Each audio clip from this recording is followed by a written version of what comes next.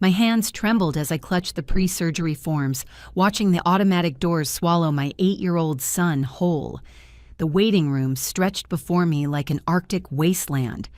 43 empty chairs and fluorescent lights that hummed with mechanical indifference. I checked my phone for the 7th time. No messages, no missed calls. The clock above the reception desk ticked past 6:47 a.m., surgery scheduled for 7 hours. My family had known this date for 3 weeks. I pressed my back against the vinyl chair, the cold seeping through my sweater as other families clustered in tight circles around me. Hands held, voices murmured, grandparents dispensing tissues and encouragement. My phone lay silent on my lap like a dead thing. By hour 4, the Hendersons had celebrated successful gallbladder surgery. By hour 6, the Martinez family was laughing with relief over a benign tumor. By hour 7, I was the only person left sitting alone, my coffee long cold, my optimism curdled into something sharp and metallic in my throat. The surgeon finally appeared at 2:30 p.m., exhaustion creasing his face. "The operation went perfectly," he said, "but I have to ask, is their family coming? Recovery can be emotionally challenging for children when they wake up alone." I forced a smile that felt like breaking glass. "It's just us." My name is Vera. I'm 34 and a pediatric nurse. This is the story of how I finally made my family feel invisible. For 16 years, I'd been the family ghost, present but unseen, relied upon but unacknowledged. When my parents needed someone to manage Dad's diabetes appointments, I rearranged my work schedule.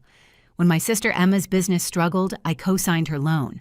When family gatherings required coordination, I sent the invites, bought the wine, cleaned up the mess. In return, I received the kind of gratitude that felt more like receipt confirmations. "Thanks, V, you're a lifesaver." Never a call to check how I was managing, never an invitation to join the group chat where they planned surprise parties for each other, never a seat saved at the table when I arrived late from covering someone else's emergency. 3 years ago, they'd convinced me to add them as emergency contacts on my savings account. "Just in case," Mom had said, her voice honeyed with false concern. "You know how organized you are with money, sweetheart. We'd never touch it unless absolutely necessary." Emergency, I learned, had an elastic definition. Emma's wedding deposits, Dad's fishing boat down payment, Mom's surprise vacation to see her sister in Colorado. Each withdrawal came with a text. "Thanks for being so understanding. We'll pay you back when things settle down." Things never settled down, they just got more expensive. But Leo's surgery was different. This was an actual emergency. My son's heart condition, diagnosed 6 months earlier, scheduled for correction after months of consultations and careful planning. I'd told them the date, sent calendar invites, even offered to arrange nearby hotels. Emma had responded with a thumbs-up emoji. Mom had said, "Of course we'll be there, honey. Family comes first." The last message I'd received before surgery was on Sunday, 2 days prior. Emma's group text to the family. "Final dress fitting tomorrow. Can't wait to see everyone there." Everyone except me. I hadn't been invited to that either. 3 days after Leo's surgery, while he napped on our couch with his new teddy bear, my phone buzzed with a message that made my vision blur with rage. "Hey V, need $5,000 for Emma's dress alterations. Everyone's chipping in by Friday. Thanks." I read it 3 times, each pass making my chest tighter. My son was recovering from open heart surgery, and they wanted money for dress alterations. They hadn't called once to check on him, hadn't sent a card, flowers, or even a text asking how the operation went. But they remembered my bank account. I set the phone down and walked to my laptop. My fingers moved with surgical precision, the same steady control I used when starting IVs on crying children, the same calm I maintained during medical emergencies account settings. Authorized users, remove access, Emma Wallace, delete. Richard Wallace, delete. Sandra Wallace, delete. Each click felt like turning a key in a lock they'd never held the right to open. Then I opened a new text message and typed carefully, "Dress fund 50 cents for the veil." I hit send and turned my phone face down. The next morning brought consequences. My doorbell started ringing at 7 a.m., insistent and angry. Through the peephole, I could see Emma's face, red and pinched with indignation. "You can't just cut us off." she shouted when I opened the door. "That money was as much ours as yours." "No," I said, my voice steady as an IV drip. "Every dollar in that account came from my paychecks, from overtime shifts I worked while you planned parties I wasn't invited to." Emma's mouth opened and closed like a fish. "We were going to invite you to the dress fitting. You just what? Forgot I existed again?" I smiled and it felt like ice cracking. "Like you forgot Leo's surgery?" Her face went pale. "We would have come if you'd reminded us how serious." "I sent you his surgical schedule 3 weeks ago. I called 2 days before to confirm. You knew exactly how serious it was." Emma shifted, guilt flickering in her expression before hardening into defensiveness. "Mom's crying. She says you've changed, that you're trying to hurt the family." "I'm not trying to hurt anyone," I said quietly. "I just stopped volunteering to be hurt first." She left without another word. By afternoon, Mom was calling every 10 minutes. Dad tried the guilt approach. "Your sister's wedding is ruined. Was that worth it, Vera?" By evening, they'd escalated to showing up at my apartment. I watched through the window as they stood on my doorstep, taking turns knocking and calling my name. Mom pressed her face to the glass, shading her eyes with her hands. I sat on my couch with Leo, reading him stories about brave knights and distant kingdoms. He was healing beautifully, his incision site pink but clean, his energy returning in small bursts. He'd asked once where Grandma and Grandpa were, and I'd told him they were busy.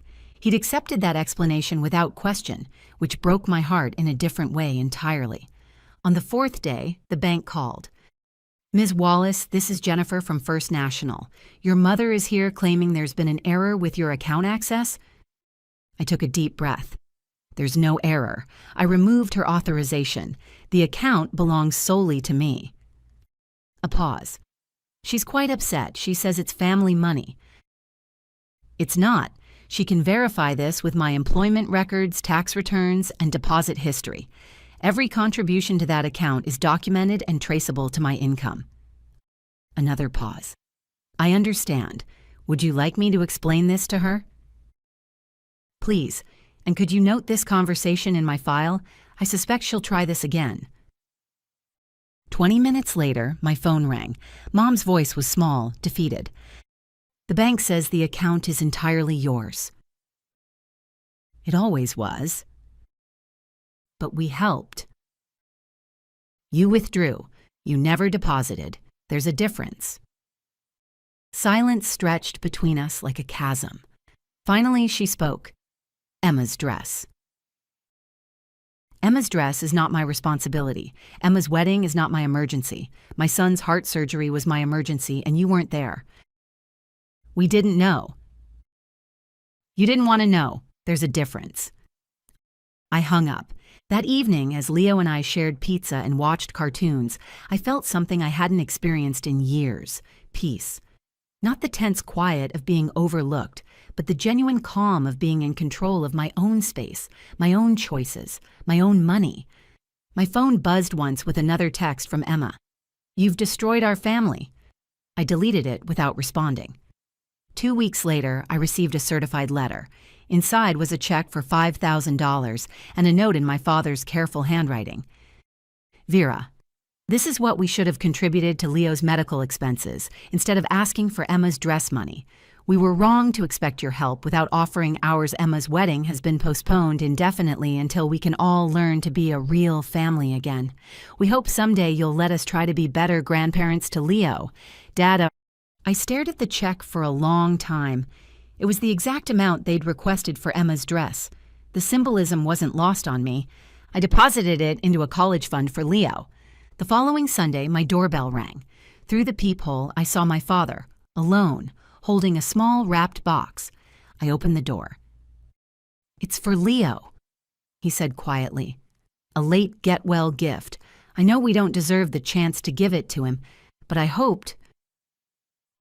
I looked at the box, then at his face. The arrogance was gone, replaced by something I'd never seen before: humility. "You can give it to him yourself," I said, stepping aside. But you need to understand, this is my house, my rules, my son. You're here because I'm allowing it, not because you're entitled to it." He nodded, his eyes bright with unshed tears. "I understand." Leo looked up from his coloring book as my father entered, uncertain but curious. "Grandpa." "Hi, buddy. I brought you something, and I wanted to say I'm sorry I wasn't there when you needed me."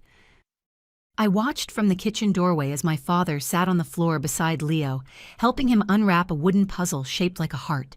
Leo's face lit up with delight, and my father's voice cracked as he explained how each piece fit together to make the heart strong. It wasn't forgiveness yet, but it was a beginning. Over the following months, my father earned his way back into our lives through consistent action, not just words. Mom and Emma, however, chose to maintain their silence. Rather than admit they were wrong, I learned that some relationships can't be repaired, only replaced with healthier boundaries. Family isn't about who shows up when life is convenient. It's about who shows up when life is hard. For 16 years, I'd been the only one showing up consistently. Now they were learning what it felt like to earn their place at my table instead of demanding it. The silence that had once felt like abandonment now felt like sanctuary. And for the first time, I wasn't afraid of being alone, because I'd finally learned the difference between being alone and being ignored. If this story resonated with you, let me know in the comments where you're listening from. Sometimes the people who love us most need to learn how to show it better, and sometimes we need to stop accepting less than we deserve while we wait for them to figure it out. Before you go, here's a quick bonus for sticking around. If you love learning and growing like I do, you need to try audiobooks. I've got an exclusive deal with Audible. Your first month is completely free. That's access to over 500,000 titles, zero cost to you. All the details are waiting in the description. Don't miss this one.